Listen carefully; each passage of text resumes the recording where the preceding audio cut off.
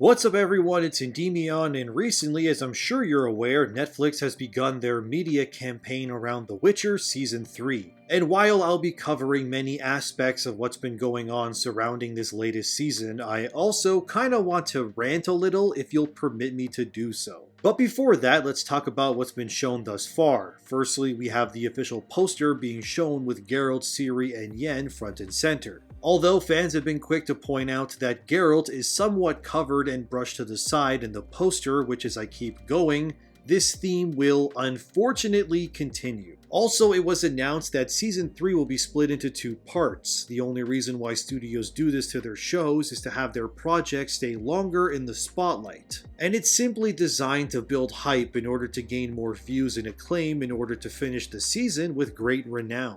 A good example of this strategy working would be Stranger Things Season 4. They left the fanbase on a cliffhanger with Part 1, which put everyone into a frenzy with theories, and once hype was through the roof, they dropped the second part and the starved fanbase devours it like a pack of wolves being thrown a Swiss chalet rotisserie chicken. It's a sound strategy, but I honestly don't think it'll work for The Witcher like it did for Stranger Things for, well, obvious reasons. And according to Redanian Intelligence, who regularly has scoops on all things Witcher, they have apparently been given insights and even leaked scripts of the upcoming season. According to them, they also know what Henry Cavill's final scene will be as Geralt as well, and it's bittersweet to say the least. Geralt will end the season by rejecting his profession, where a supporting character will call out yelling Witcher, to which Geralt will reply, "No, no more." Before people get mad about this, it should be said that in the Witcher novel, The Tower of the Swallow, Geralt does reject his position as a Witcher for a time as well. As it is book accurate to have Geralt forego this, and in the novels, even Geralt's Witcher medallion melts in the fire as he renounces his duties during that book. However, whether the scenario that leads up to this is similar, I obviously can't say yet since the season isn't available yet. And according to showrunner Lauren Hissrich, this final scene of Henry as Geralt will be his heroic send-off, and I quote, "Geralt's big turn is about giving up neutrality and doing anything that he has to do to get to Ciri. And to me, it's the most heroic send-off that we could have, even though it wasn't written to be that. Geralt has a new mission in mind when we come back to him in Season 4. He's a slightly different Geralt than we expected. Now, by the way, that's an understatement," end quote. Yeah, slightly different is an understatement, Lauren, you can say that again. Anyway, beyond this, it does seem Season 3 will to some degree be taking more inspiration from the novels, with the teaser opening as Geralt enters a ruin and drinks a Witcher potion. In the novel Time of Contempt, Geralt does fight a manticore, which this could be, but it could also be Geralt taking a contract within the town of Hirondum. This contract involves a drowned child and could be Netflix's way of showing us the creatures known as drowners, but we'll see. We also can see Geralt unsheathing his steel sword, which is used when fighting men, not monsters, so that's pretty cool. I know I shouldn't get excited about this, but I just love The Witcher, and this entire situation just makes me so upset knowing they're gonna ruin this. How does it feel to have lived long enough to see all of your favorite franchises go down in flames? Feels great. We also see Ciri getting chased by what seems to be the Wild Hunt, which is led by Aradin, the main villain of CD Projekt's The Witcher 3 Wild Hunt. He also appeared in the god-awful Blood Origin if you had the stomach to watch that like I did, unfortunately. Anyway, enough about Netflix's rights, let's talk about Netflix's wrongs. And there's something really interesting about how all of this went down. And while at first glance it may seem like nothing, the timing couldn't be more suspiciously anti-Witcher. Around the time of this new season getting announced, Henry released a behind-the-scenes look at his upcoming film, The Ministry of Ungentlemanly Warfare, which is being directed by Guy Ritchie. In this promo, Henry is excited as hell and looks to be having a ton of fun making the flick, which is always great to see. Henry had this to say, and I quote, "That's a wrap. My days on ungentlemanly warfare are over. 'Tis a sad day. I'm going to echo the sentiments of my co-stars and sing the praises of our intrepid crew. It's rare to come across a team so driven, dedicated, and committed to the storytelling. That drive and dedication is only intensified by having a leader such as Guy Ritchie. His ability to weave story and create character might be second to none, and he wields it like it were magic. Those ingredients, skill, drive, and exceptional talent at the top, are only 3 of the ingredients needed for an experience that will last forever in memory. The 4th is happiness. Guy creates happiness on his set. It's a joyful place to be, full of laughter and japes and jests. The crew and cast's approach and personality is key in this. Everyone without fail was able to enjoy themselves while also working hard and being exceptional. This wee pontification would not be complete without heaping praise upon my fellow actors.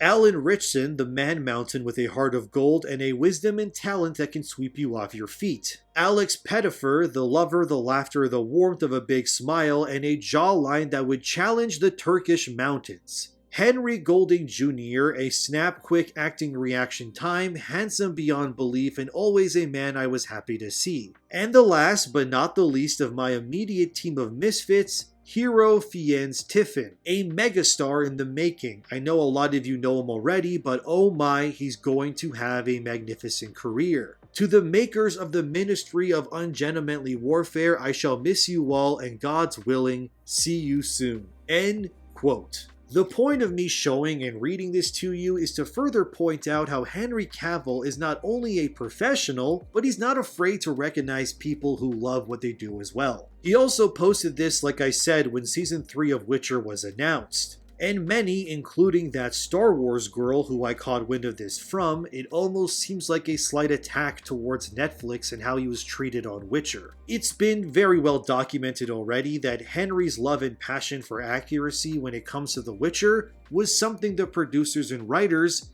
well, they just didn't share that with him. And while Netflix is saying they're sticking closer to the books with this new season, it also seems in classic Netflix fashion that they're talking out of both sides of their mouth. Netflix has said in the past that the Witcher Netflix series exists within its own world, which they view as being separate from the books or games. Speaking to Screen Rant, we have some quotes from VFX supervisor Sebastian Francor and producer Graham Marshall on the future of The Witcher and Netflix. These two had to say, and I quote, "We're working on some pretty tasty stuff for the next season. We're at the point where we're showing the creative team now, and they've been wowed by the stuff we're showing them, so that's cool. As far as Season 4 is concerned, we haven't really gotten too heavily involved just yet. But with Season 3, we're in the throes of delivering the final couple of episodes on that, and it's super cool. I don't think it's anything that anyone's read or seen before in Witcher lore, so I think it's gonna be exciting." And to quickly interject here between the quote, they were then asked about staying closer to the books and their experience with the writing team and showrunner Lauren Hissrich, to which they said, and I quote, "We were referencing pretty much one for one some of the magic, and they were like, no, we can't. We don't want to go down that road.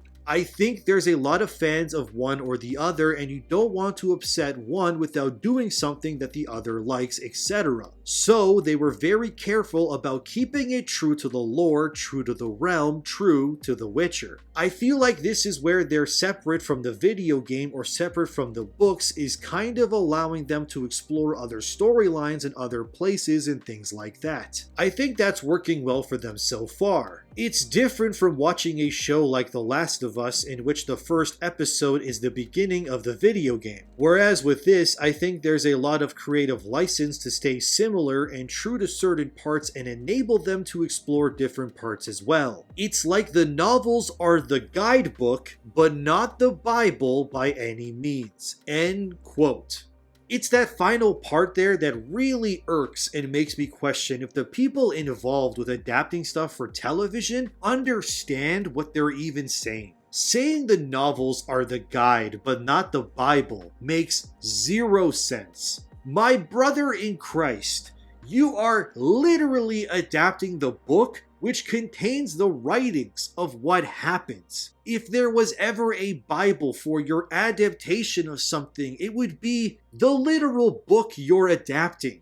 Like, am I crazy? Do I sound stupid here? What are these people? even saying anymore. And it's full of idiocy that these people reference The Last of Us as something to not emulate, when that show was not only a massive success, but took many scenes right out of the game and put them into the show. Almost as if the game was like, I don't know, a Bible for the show that's adapting the game for television? Which is what you should be doing when you're making an adaptation of something that exists? Hello? What? It's very clear that Netflix has no interest in staying within the confines of the books, and just wants to cherry pick what they like while morphing or removing what they don't like. After all, they're adapting a book series based on Slavic European culture and myths and thought the cast was too white and needed to infuse diversity so that The Witcher's world emulated real life. And like I've said in previous videos, it's very telling that Netflix especially has no problem with keeping projects very black,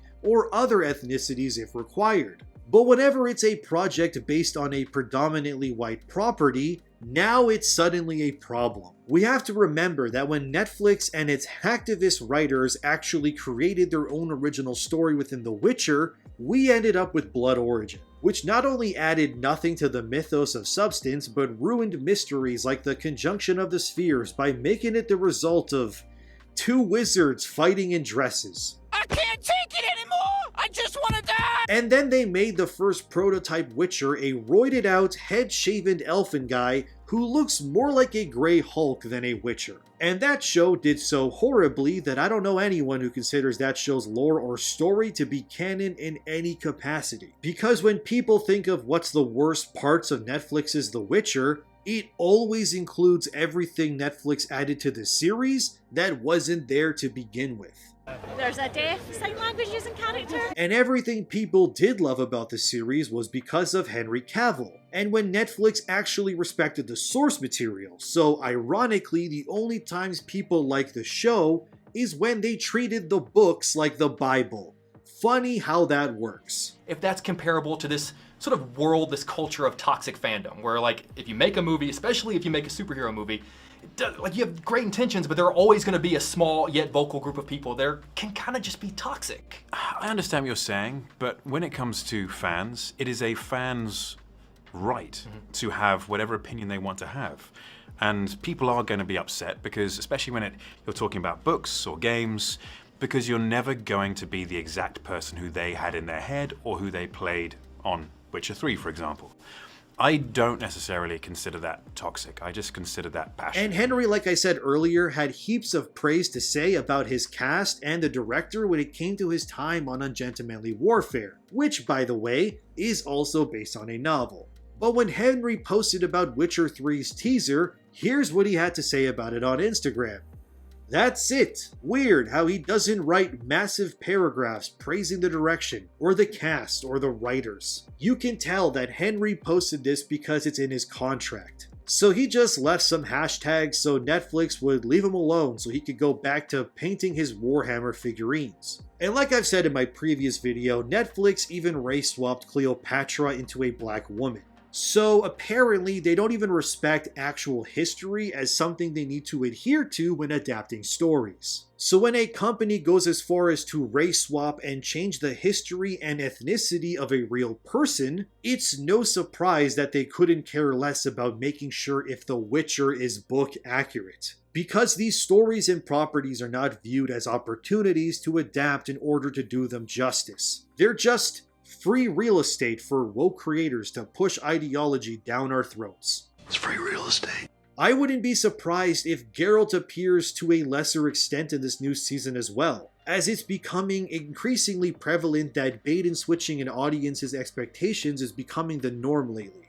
You have shows like The Mandalorian, which was supposed to be about Grogu and Mando, and it was advertised as such. But if you actually watch Season 3, then Bo-Katan stealths in and hijacks the show, with Mando and Grogu playing second fiddle to Bo and her girl boss objectives. And now the producers of that show say anyone can be the Mandalorian. It's the Mandalorian right at this point, and so I think it could be anyone, and I think that's what they're trying to define in many ways, is what does that mean to be Mandalorian? How long until The Witcher becomes similar and Geralt is replaced by some Mary Sue self-insert female Witcher? And when attacked, Netflix will just say, well, anybody can be the Witcher now. And I guarantee you that Netflix will at some point introduce a female Witcher. Even though the creator of the series, Andrzej Sapkowski, has made it evidently clear in his books that the female anatomy cannot survive the trial of the grasses.